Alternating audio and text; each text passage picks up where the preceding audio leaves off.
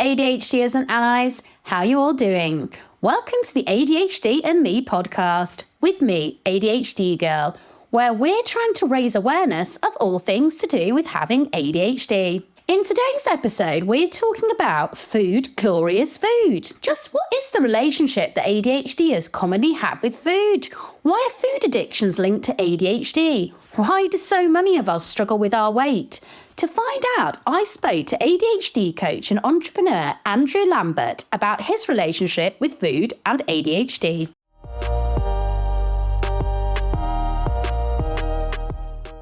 I'm here with Andrew Lambert, and he is an ADHD coach. He's got his own company. Welcome, Andrew, to the ADHD and Me podcast. It's a pleasure to have you today. Would you like to tell us a little bit about yourself and how you got to where you are? Yeah, hello. It's great to be here. Thank you very much for having me. Yes, so I'm Andrew. I'm 51. I was diagnosed with ADHD late in life when I was 50. Pretty much my story is been my whole life living with ADHD, but not knowing I was living with ADHD. Yeah. Really had no idea at all, because obviously growing up in the 80s, it wasn't really a big thing. And if it was always the naughty boys climbing up the walls and smashing up the classroom were the ones that kind of got the attention. I was the quiet one. I was really into the details of what the teachers were saying. I was always in trouble for being the smart ass and challenging what they say. And all the teachers hated me. I was bullied a lot for being quiet and different. I would sit there and take a lot of bullying and a lot of negativity up to a point, and then I would just suddenly snap. Yeah. And I have this memory, which of course I'm ashamed of now, is when this girl bully was bullying me in front of the whole class with the teacher watching. And I just had enough, and I whacked her on the nose. It gave her a massive nosebleed. And I was the one that got into trouble for it. Wow. And that was, it was really hard. It was good in a way because the whole class cheered because they all suffer from it. But anyway, that's just an example of the sorts of things that happened. So I was always in trouble, but not a noisy one. I was the awkward one. Mediocre exam results, but I went on to do a degree at Heriot-Watt University in Edinburgh. Really, this went on jumping from job to job, getting more and more senior. My last job was basically business relationship manager in a university, basically managing the relationship between the IT service and the staff and students. That was quite hard for me. I am particularly susceptible to people pleasing and reduction sensitive dysphoria. And you can imagine in a customer relationship management type of role, there's a lot of negativity.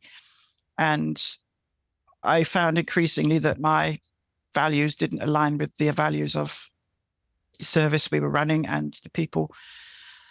And it became harder. And eventually I had a nervous breakdown in back end of 2022, I think. Wow. And I went off and was diagnosed with anxiety.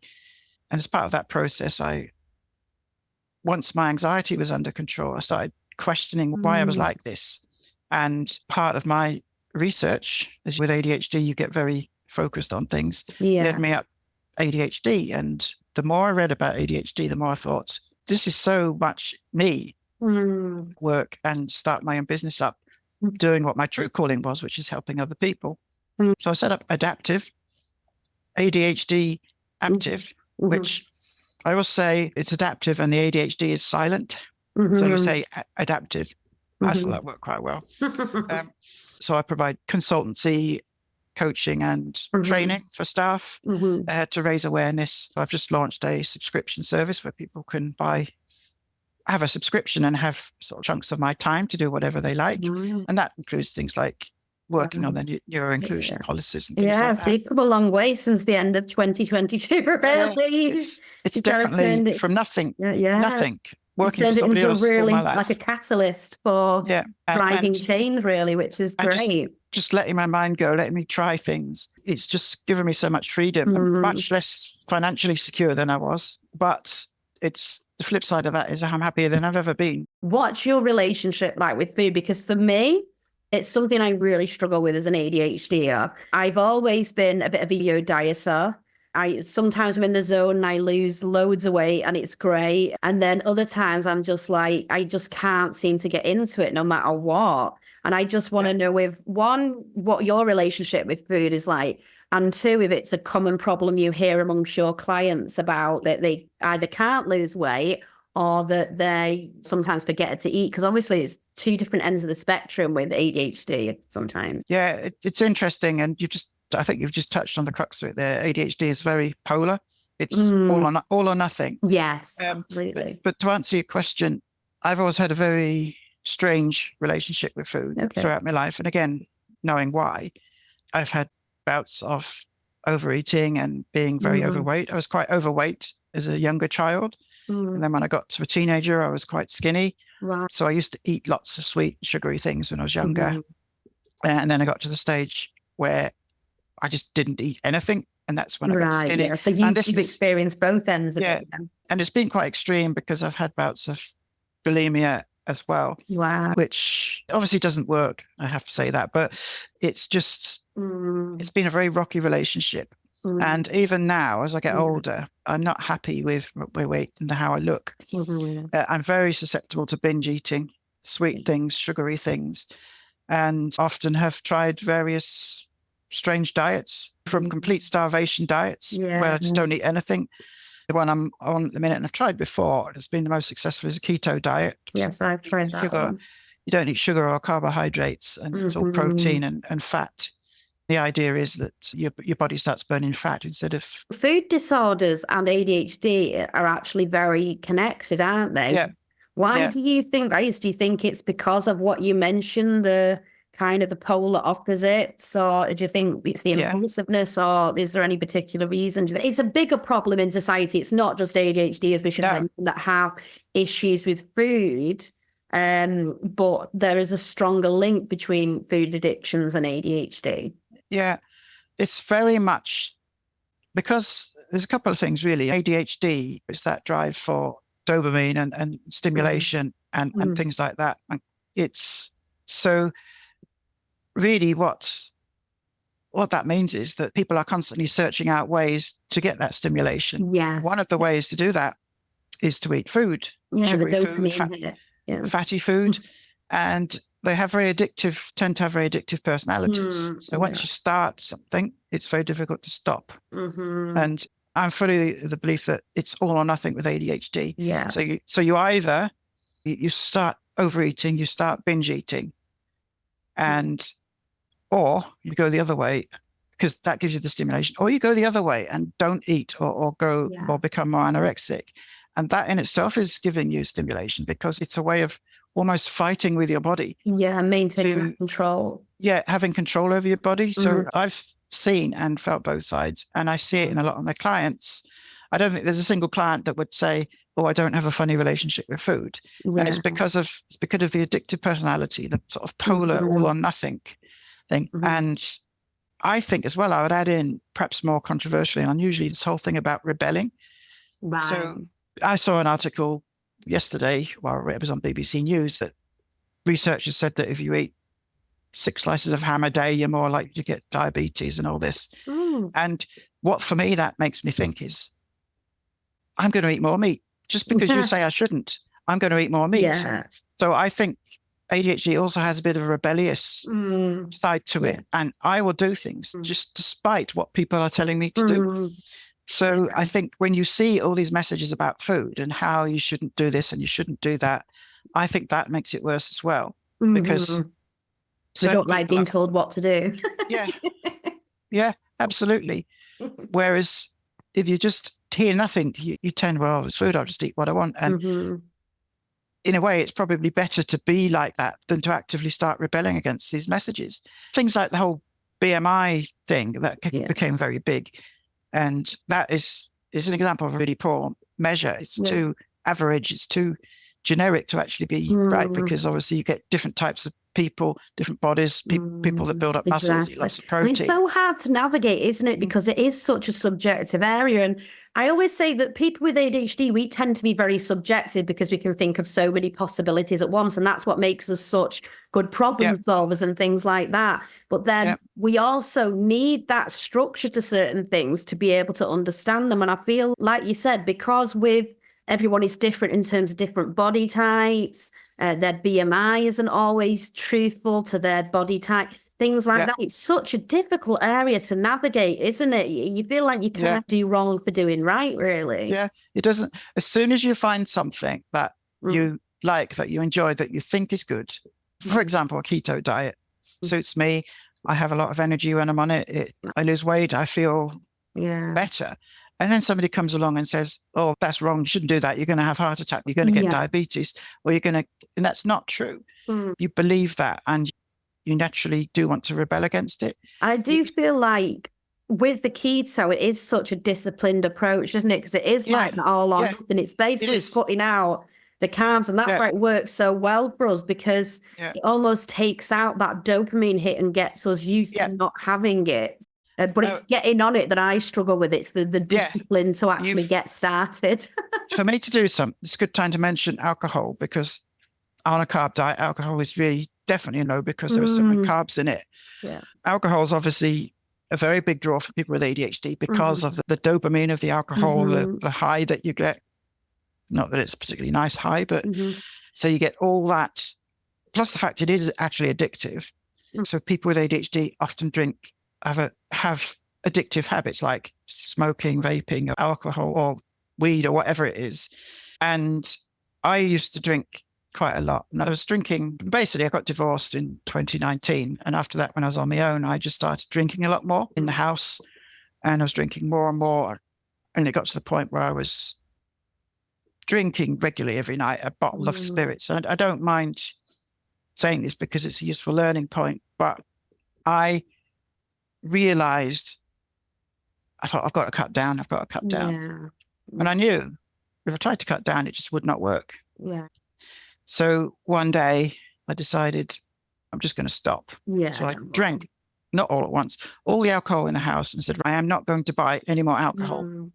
And that's all or nothing. So that really, I had 2 tries. The first attempt failed because somebody bought me a bottle of flavored gin for Christmas. So I had that. And then the thing is, once you've had one, and this is the thing I've never understood about alcoholics. I don't think I was technically an alcoholic, but I was getting there. But you hear alcoholics say, if I ever have another drink, that's the end of it. And I think, how can that be true? It absolutely is, because as soon as I had one, I thought, that's it. And that's the addictive personality, isn't it? I'll have another one. I might as well have another one. I'll start next week. So that the point I'm trying to make is that for these very binary diets, keto, or even I think things like Weight Watchers and Slimming World. So the Slimming World one is a keto diet. I think people appreciate this because it gives them structure. So they're either doing it or they're not doing it. So basically, if you're committing to, it's all about commitment. So if I commit to doing the keto diet, I'm committing to it. I'm doing it. I'm not doing anything else.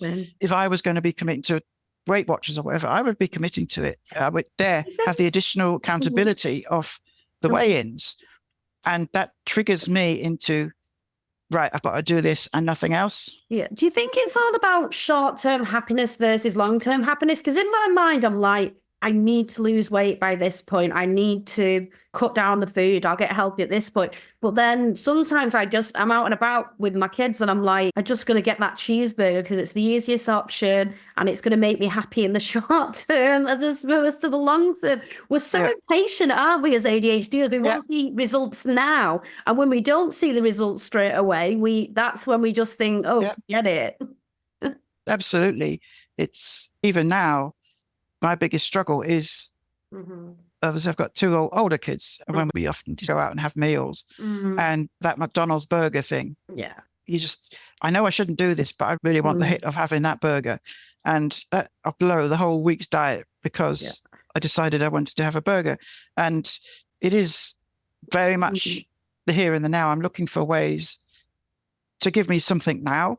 It's not about, I don't really want to be doing this diet for weeks and weeks, but because they always talk about a healthy, balanced diet, but as you clearly pointed out, with ADHD, there is no such thing, because we're not about balance. We are all or nothing. Yeah, all or nothing. So I think you're right. It's balanced diets for ADHD doesn't really exist. People will rebel against that. They will either want to be all or nothing. One of the things I find helpful about food is, apart from obsessing over the ingredients list, the nutritional information, particularly when they give you those little coloured things that says low, medium and high. I find that makes it very easy for me to make a binary decision about what I can and can't eat.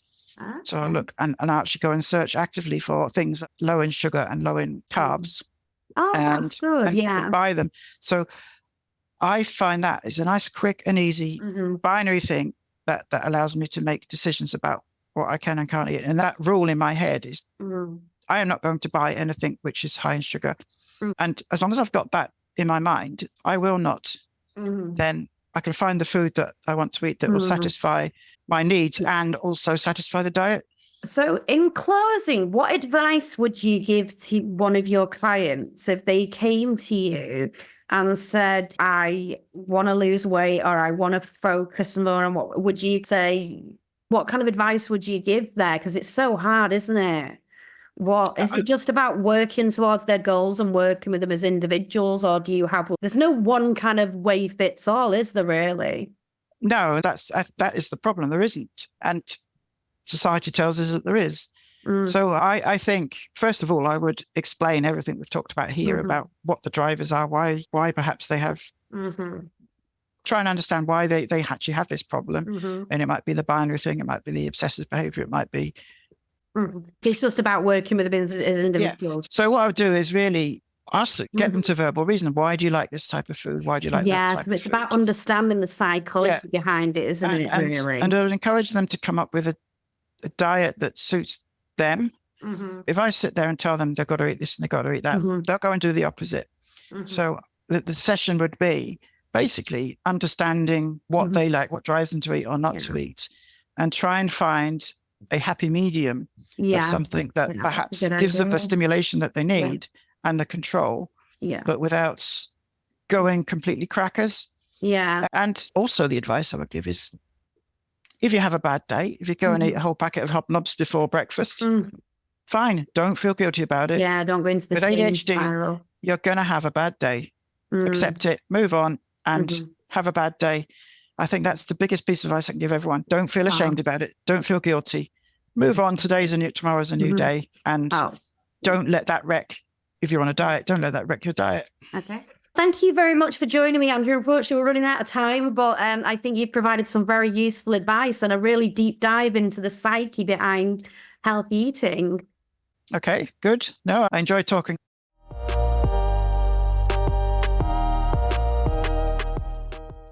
There you have it, ADHDers and allies. I've got to say, I'm disappointed that there is no quick fix on the road to healthy eating when you have ADHD. But if it was so easy, all of us would be skinny, right? At the moment, I'm working with a healthy lifestyle coach to fix my relationship with food in the long term and hopefully lose some weight in the process. I'll probably let you know about how I get on with that in a forthcoming blog article. You can check out my blog at adhdandme.org.